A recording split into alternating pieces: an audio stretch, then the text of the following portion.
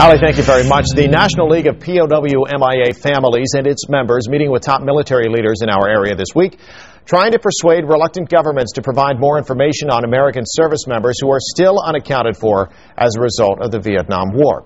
Carol Joe is the author of You Are Not Forgotten, and Colleen, director of the National League of POW-MIA Families, join us this morning to talk more about their mission. Welcome to both of you. Thank you. Let's talk a little bit, first of all, about what's happening this week and how the efforts are going to continue to work with lawmakers to try to get more information here.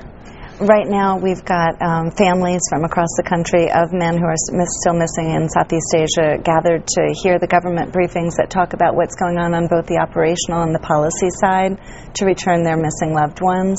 We've gotten assurance that this administration considers this a priority, and we're just so pleased to have set a precedent that the POW-MIA flag is known worldwide as a symbol that our active duty military can know the code of conduct is going to be upheld. They're not going to be left behind or kept behind following a war. Yeah, 3.5 decades now since the war ended, and there are still some 1,700 plus that are missing or unaccounted for. Are we still getting word of identities coming in from some of these who have been missing since the end of the Vietnam War? Absolutely. Just as they were lost on a case-by-case basis, they're being resolved on a case-by-case basis. I think that what's really important, my own father was missing in action for 24 years, an Air Force fighter pilot, downed in 1972. It was through the efforts of the National League of Families. I can't say enough about the tenacity and courage of those people working to gain answers, but the Vietnamese still have answers that they could provide should they just decide to open their warehouses to give us access to their archives.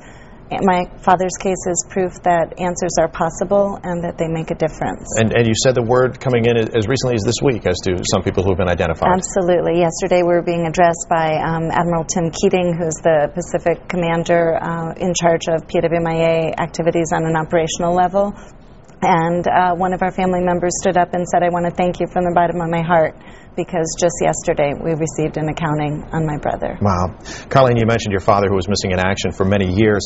Carol, you have this new book which is out, which is your third that you have done on this topic, and you've focused a lot on the families back home in addition to the missing service members, but how their loss is being dealt with back home. Yes. And it's the story of the founding of the League of Families of POW-MIA, which looks out and oversees with the government what is happening to the missing, because every president since President Nixon has said we will not leave our men behind. And so the families gathered together and really became, the band of brothers. Well, the League of Families is the band of sisters. It was begun by the wives, the mothers, the sisters, the the nieces and daughters, like Colleen, of men who have not been identified and not been accounted for, and for the prisoners.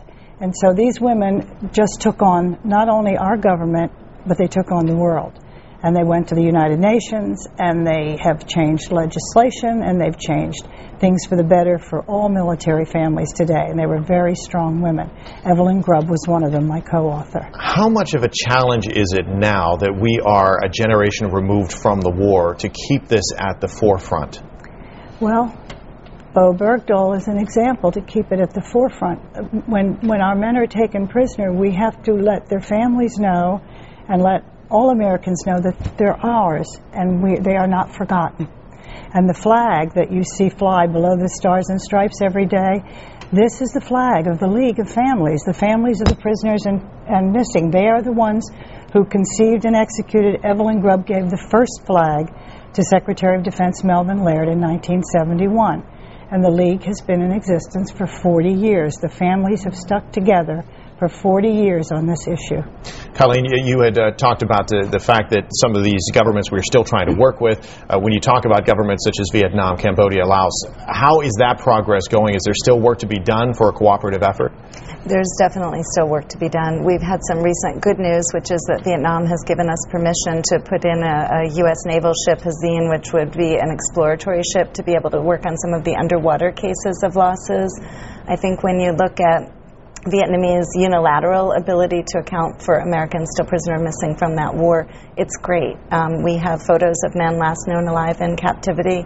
Those are certainly cases that the Vietnamese could answer. On the other hand, the families are very realistic, realizing that in every war you will have casualties. where you won't have an answer. What we want is an honest and swift accounting, and Vietnam is able to help with that, both particularly in their own country, but also in cases of losses in Laos and Cambodia that they were in control of. Well, I know the meetings will continue today in Arlington, but obviously the mission continues well beyond that. Colleen, Carol, thanks for joining us this morning. Best wishes and continued success with your efforts. Thank you very much. Thank you. Allison, we'll send it back.